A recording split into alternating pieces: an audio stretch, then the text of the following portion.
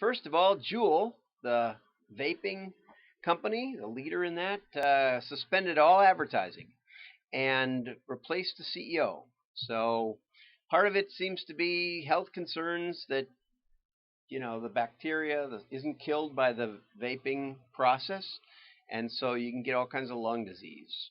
So they're in big trouble. Anyway, um, this was an interesting one. Evident ID has launched a product to help firms verify that your right to access is being asked for by you. I hadn't thought about this in CCPA or GDPR, but how do they know that I'm not somebody maliciously trying to get tracking information on you? How do I know it's you trying to get information from you? And so they're going to be doing 6,500 sources to verify your identity.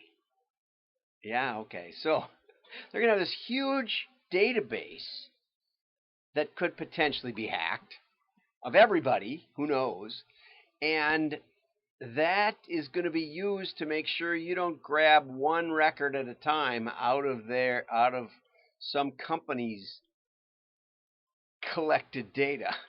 Well, that sounds like crazy, but you see the problems here? Great problems.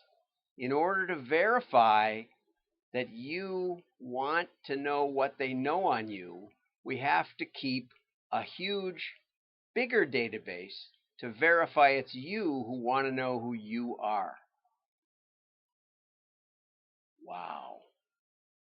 Okay, and consumers are, this was a bad title, but consumers are somewhat willing to share data, but not entirely. Gen Zers, I like this part, are most likely to be misled or influenced by online content, followed by millennials. So as you get older, you get less gullible. We talked about this a little bit yesterday's show, but let's go with that. I like this one. 9 out of 10 people, Americans, don't believe that politicians can create laws that will protect personal data. Maybe because of that point I just made. When it comes to ad experiences, most responders across all generations appreciate location-based offers in return for their data, like Waze gives me pizza places when I pull up to a stoplight, but express concerns over being the unknowing subject of data collection for the purposes of targeting. So they want you to give them good offers, but they don't want to be targeted. And that's kind of mixed messages. Here's Ray Schultz writes another perspective on this, which I liked somewhat better because it's a little more precise. 48% of women are reluctant to share their location data or have it tracked versus 37% of men. Makes perfect sense. And don't get going on the differences in gender. But I think there are some, with 3 grown daughters and a beautiful wife. 12% of young consumers feel confident in GDPR compared to 6% of people over 45. Now, what Ray didn't point out is nobody's confident. That part is for sure, okay? People under 45 are almost twice as likely as those over that age to believe online privacy is possible. Right. Yeah, we don't believe most of it. And on that same note, Facebook won't regulate politicians' information. So when they say something, they're not going to fact check it. They're just going to let it rip. Because if they started policing the lies of politicians, no one could say anything. They'd have to block it all. And so they said, we're not going to squelch public debate. But it's not as simple as that, because if a politician posts some video like of some other politician that's been edited to show them saying things they never said or slurring their speech or something like that, then they will flag that and demote it. It's a little complicated. Okay, it's very complicated, right? Okay, so here's one that I really liked. I want to spend a second or two on. Facebook agrees to buy Control Labs research, which focuses on users controlling devices with their mind. Okay, so let's get a little perspective on what that means. Here's Control Labs demo, and the guy is moving his hand, and the hand is moving. Now, when I saw that, I thought, well, heck, my GPS will do that. My phone with the GPS, you can go like this, and do stuff, which I never have tried to do because I'm driving and it's hard enough to make the thing go where I want.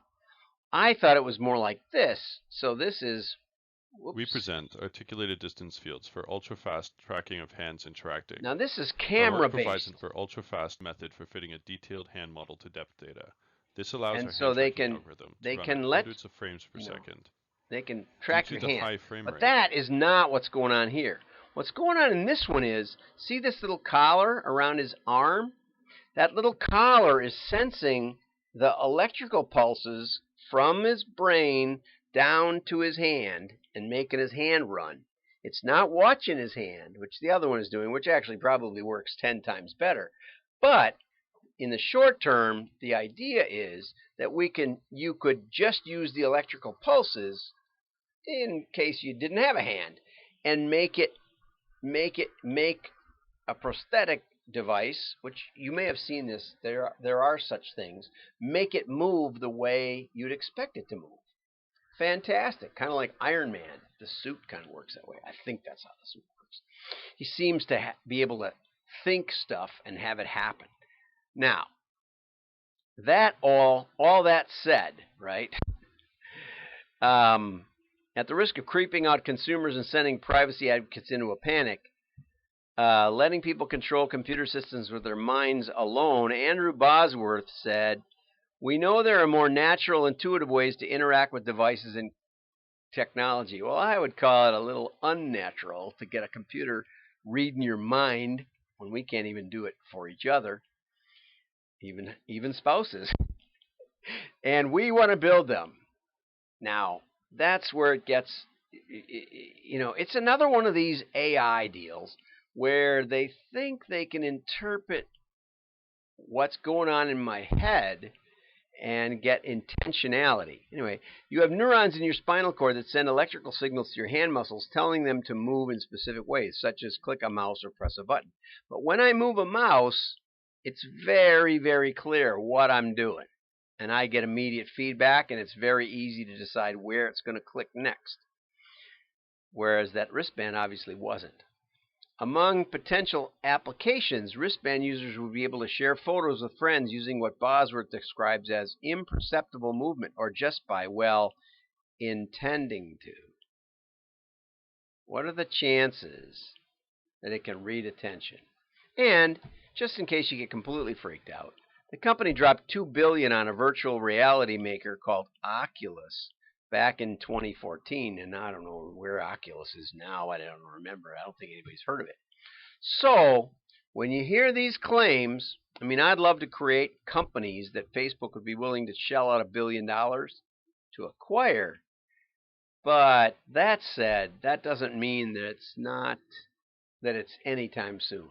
And my inclination is to say that movement and electrical pulses to your hand are about 1 billion trillion times more simple than judging your own intentions, because I can't even judge my own intentions. Not really. I do things that I don't intend to do, and I don't do many things that I do intend to do. And if you're like me, this little bit of philosophical perspective will help you interpret the news. I'm John Miglash. Like and share, and check out our YouTube archive, because it's got pretty much everything, and it's pared down so that we don't get the weird introductions. Have a great day. See you soon. Bye-bye.